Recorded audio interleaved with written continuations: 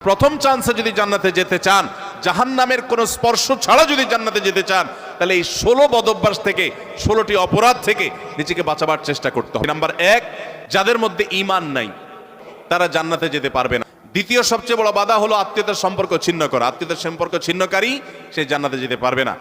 তৃতীয় বড় বাধা হলো যারা চগলখড়ি বদঅভ্যাস আছে, এই রোগটা। চতুর্থ, প্রতিবেশীকে কষ্ট দেওয়ার রোগ যাদের আছে।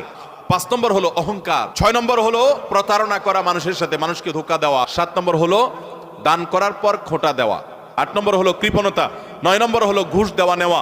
10 নম্বর হলো মা বাবার নাফরমানি করা, মা বাবার অবাধ্য হওয়া, মা বাবার অসম্মান করা। 11 নম্বর হলো মাদক আসক্ত হওয়া।